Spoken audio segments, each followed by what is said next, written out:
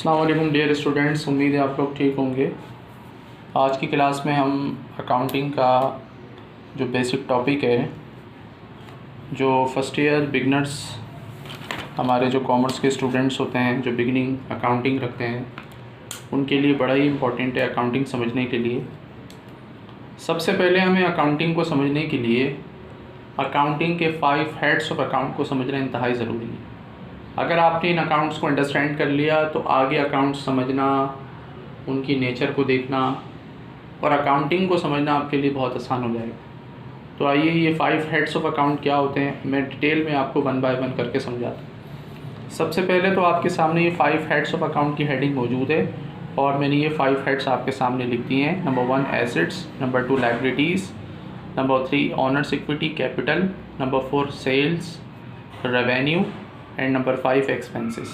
तो ये हैं 5 हेड्स ऑफ अकाउंट। आइए अब इनके बारे में 1 बाय 1 हम समझते हैं। तो सबसे पहले हमारे सामने मौजूद है asset account. What are assets? Assets means होते हैं असासे। अगर हम बिज़नेस के पॉइंट ऑफ व्यू से समझें, पहले हम क्योंकि हम बिज़नेस स्टूडेंट्स है, commerce student just like business students होता है, तो हम बिज़नेस के पॉइंट्स ऑफ व्यू से समझते हैं एसेट क्या होते हैं। देखिए, एक छोटी सी मैंने डेफिनेशन यहाँ आपके सामने लिखी है आपको समझाने के लिए। Assets are our economic resources. यहाँ पर आवर इकोनॉमिक से मुराद है our business economic resources which provide us future benefit. यानी बिज़नेस की ऐसी तमाम अशिया, ऐसी तमाम चीज़ें जो बिज़नेस में फ्यूचर में आपकी हेल्प करेंगी बिज़नेस करने के लिए, या अभी आपकी हेल्प कर रही है बिज़नेस में, वो सारी चीज़ें जो बिज़नेस को ऑपरेट करने के लिए आपको ज़रूरत है जिनकी, वो सारी चीज़ें एसेट्स के ज़ुमरे में आती हैं, एसेट्स कहलाती हैं। जैसे आपको बिज़नेस चलाने के लिए लैंड चाहिए, बिल्डिंग चाहिए, शॉप चाहिए, फर्नीचर चाहिए, मशीनरी चाहिए, इक्विपमेंट चाहिए, ये सारी अशिया, ये सारी चीज़ें, इन्हें हम एसेट्स कहते हैं बिज़नेस पॉइंट ऑफ व्यू से। तो एसेट्स को, जैसे एसेट आपको समझ में आ गया होगा कि एसेट क्या होता है। देखिए, एसेट के बगैर बिज़नेस करना बड़ा मुश्किल है। एसेट के बगैर बिज़नेस हो नहीं सकता, क्योंकि अगर आपने किसी भी टाइप का बिज़नेस करना है, अगर आपने मर्चेंडाइजिंग बिज़नेस करना है, आपने सर्विस बिज़नेस करना है, आपने ट्रेडिंग बिज़नेस करना है, तीनों टाइप के बिज़नेस के लिए आपको एसेट की लाजमी ज़रूरत पड़ेगी। एसेट के बगैर आप बिज़नेस नहीं कर सकते। तो मैंने एसेट को, नॉर्मली एसेट जो है वो 2 बड़ी कैटेगरी में कैटेगराइज़ किए जाते हैं। तो ये हमने 2 कैटेगरी में इनको कैटेगराइज़ किया है। Number 1 current assets, number 2 non current assets. Current assets वो एसेट कहलाते हैं जो फिल फॉर कैश में तब्दील हो जाते हैं, यानी जो बिल्कुल नियर टू कैश होते हैं, जिनसे हम फ़ौरन जो है वो कैश हासिल कर सकते हैं। उसमें सबसे पहला तो करंट एसेट में हम क्या करते हैं, बिज़नेस का जो कैश है वो करंट एसेट है बिज़नेस का। जो कैश आपका बैंक में रखा हुआ है बिज़नेस का, वो भी करंट एसेट में शुमार होगा। इसके अलावा सप्लाइज़ है, सप्लाइज़ का दूसरा नाम स्टेशनरी है। स्टेशनरी जैसे मैं इस वक्त आपके सामने ये पेन आपको नज़र आ रहा है, ये जो है ऑफ़िस के डिफरेंट चीज़ें होती हैं ऑफ़िस यूज़ के लिए, ये सारा स्टेशनरी में शुमार होगा। मर्चेंडाइज़ इन्वेंट्री, यानी वो गुड्स, वो अशिया जो आपने ख़रीदी हैं, आपकी नीयत है उसको बेचना है, आगे सेल आउट करना है, उसे हम मर्चेंडाइज़ कहते हैं, वो भी करंट एसेट का पार्ट है। इसके अलावा प्रीपेड, यानी पहले से जो आपने पेमेंट्स की हुई है, यानी एडवांस जो आपने दिया हुआ, इसको हम एडवांस भी कह सकते हैं, एडवांस। प्रीपेड यानी एडवांस जो आपने दिया हुआ, ये भी आपका करंट एसेट है। अकाउंट रिसीवेबल, यानी आपने किसी को सेल किया उधार पर, ठीक है, कोई आपने सामान बेचा है, अपना गुड्स बेची है, सेल की है ऑन क्रेडिट, उधार पे, तो ज़ाहिर है आपको पैसे मिलने हैं। तो जब आपको पैसे मिलने हैं तो आप अपने पास अकाउंट बनाते हैं, अकाउंट रिसीवेबल, यानी आपको रिसीव करने हैं। तो अकाउंट रिसीवेबल के थ्रू भी आपको पैसे मिल जाएंगे विद इन अ ईयर। तो इसलिए इस अकाउंट को भी हमने शुमार किया है करंट एसेट्स में। इसके अलावा नोट रिसीवेबल होता है, ये भी अकाउंट रिसीवेबल की तरह है, बस इसमें एक नोट बनाया जाता है, यानी ऐसे लोग जिनको हम नहीं जानते उनके लिए ये नोट रिसीवेबल होता है। जब उनको हम सेल करते हैं तो एक नोट बना लेते हैं, एक डॉक्यूमेंट बना लेते हैं कि हमने इनको सेल की, एक प्रूफ होता है हमारे पास, उसे नॉट रिसीवेबल कहते हैं। तो ये सारे अकाउंट करंट अकाउंट का पार्ट है। नॉन करंट एसेट्स या फिक्स एसेट, इसमें हमारे पास क्या क्या चीज़ें शुमार है। अच्छा, नॉन करंट एसेट और फिक्स एसेट के बारे में आपको बता दूं, ये वो एसेट होते हैं जिन्हें बिज़नेस में परचेज़ किया जाता है, लेकर आया जाता है, हम इन्हें बेनिफिट हासिल करने के लिए ख़रीदते हैं, बिज़नेस के यूज़ के लिए ख़रीदते हैं कि इनको यूज़ करके, इस्तेमाल करके हमने बिज़नेस में रेवेन्यू जनरेट करना है, रेवेन्यू हासिल करना है, ठीक है। बेचना मकसद इनका नहीं होता। तो ये हमारे पास लैंड है, सबसे पहले बिज़नेस का फिक्स एसेट है, land, building, machinery, equipment, furniture, vehicle, ये सारा एसेट जितने भी आपके सामने नाम लिखे हुए नज़र आ रहे हैं, ये सब हमारे फिक्स एसेट में शुमार है। तो मुझे उम्मीद है आपको फिक्स एसेट समझ में आ गया होगा, करंट एसेट भी और एसेट भी। एसेट क्या है? बहुत सिंपली वे में हम कह सकते हैं कि बिज़नेस की तमाम अशिया, तमाम गुड्स जो बिज़नेस में हमारी हेल्प कर रही, बिज़नेस को ऑपरेट करने में, चलाने में, उन्हें हम एसेट्स कहते हैं। एसेट के बाद दूसरा जो हमारा अकाउंट है, हेड ऑफ अकाउंट का, उसे हम कहते हैं लाइबिलिटीज़। लाइबिलिटीज़ यानी ज़िम्मेदारियाँ या कर्ज़े, ज़िम्मेदारियाँ या कर्ज़े, इन्हें हम कह सकते हैं ज़िम्मेदारियाँ या कर्ज़े।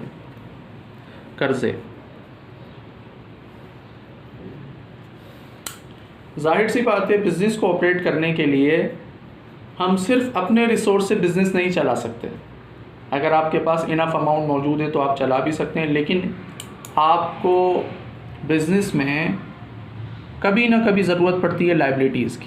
आप उधार सामान देते भी हैं और ख़रीदते भी हैं, तो इसलिए ये भी बिज़नेस का एक अहम आपका अकाउंट है। इसे हम कहते हैं liabilities are the future obligations, यानी ये हम पर कर्ज़े हैं, हमारी ज़िम्मेदारियाँ हैं कि अगर आपने किसी से कुछ परचेज़ किया है, कोई लोन लिया है, कर्ज़ा लिया है, तो आपने उसे पे ऑफ करना है, अदा करना है।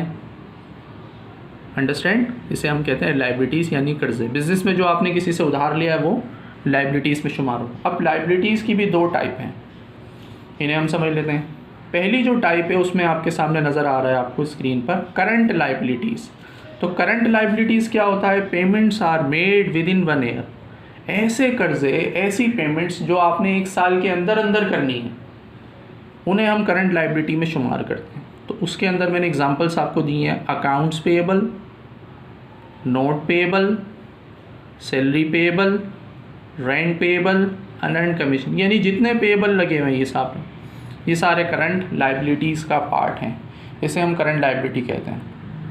करंट लाइबिलिटी समझने के बाद दूसरे नंबर पर जो लाइबिलिटी की टाइप है उसे हम कहते हैं long term liabilities. Long term liabilities यानी लंबे अरसे के लिए, ऐसे कर्ज़े जो आपने 1 साल के बाद अदा करने, यानी payments are made more than 1 year, 1 साल बाद आपने पे करने, यानी आपने बैंक से लोन लिया हुआ है 1 साल से ज़्यादा अरसे के लिए, तो ये लॉन्ग टर्म लाइबिलिटी का पार्ट होगा। आपने बॉन्ड ख़रीदे हुए हैं जो जिसकी मेचोरिटी 20 साल है, 5 साल है, 10 साल है जिसकी लाइफ, तो वो भी लॉन्ग टर्म लाइबिलिटी का पार्ट होगा। तो लॉन्ग टर्म लाइबिलिटी यानी वो पेमेंट्स जो आपको 1 साल बाद करनी है। तो मुझे उम्मीद है आपको ये भी समझ आ गया होगा। एक्सपेंसेस, तीसरा हेड है हमारे पास एक्सपेंसेस। एक्सपेंसेस मीन्स अखराजात यानी खर्चे, अखराजात। अब देखिए, आप कोई बिज़नेस ऐसा नहीं है जिसमें एक्सपेंसेस ना हो। एक्सपेंसेस के बगैर आप बिज़नेस कर ही नहीं सकते। तो एक्सपेंसेस के बारे में कहा जाता है कि expenses are the expired portion of cost incurred to generate revenue, यानी अगर आपने बिज़नेस में रेवेन्यू जनरेट करना है, पैसा कमाना है, पैसा बनाना है, तो पैसा कमाने के लिए, पैसा बनाने के लिए आपको खर्चे करना पड़ेंगे, आपको अखराजात करना पड़ेंगे। जब तक आप एक्सपेंसेस नहीं करेंगे, आप सैलरी एम्प्लॉय को नहीं देंगे, आप रेंट अदा नहीं करेंगे, आप यूटिलिटी बिल अदा नहीं करेंगे, तो आप रेवेन्यू जनरेट नहीं कर सकते। तो ये भी बिज़नेस का एक इम्पॉर्टेंट पार्ट है, एक हेड है इम्पॉर्टेंट एक्सपेंसेस का। तो एक्सपेंसेस की कुछ मिसालें आपके सामने मौजूद है, जैसे मेजर एक्सपेंसेस में होते हैं बिज़नेस के rent expense, insurance expense, salary expense, utility expense. ये सारे एक्सपेंसेस हैं जो ऑर्डिनरी बिज़नेस में होते हैं। वैसे तो बहुत सारे एक्सपेंसेस हैं, लेकिन ये जर्नल एक्सपेंसेस हैं जो मैंने आपके सामने लिख दिए हैं, जो ज़्यादातर बिजनेस में हो जाते हैं। अब आइए समझते हैं हम रेवेन्यू को। रेवेन्यू, सेल या इनकम, ये बिजनेस का चौथा हेड है। Revenue is the total sales services rendered of a business within a period. Revenue, अब हमने रेवेन्यू को अच्छे तरीके से समझना है। रेवेन्यू क्या होता है? देखें, किसी भी चीज़ की, कोई भी गुड्स आपने सेल किया है, सेल करने के नतीजे में जो अमाउंट आप रिसीव करेंगे, आपने रेवेन्यू हासिल करना है। कोई भी गुड आपने सेल किया है, कोई भी चीज़ आपने सेल की है, तो नंबर 1 उसका प्राइस होगा।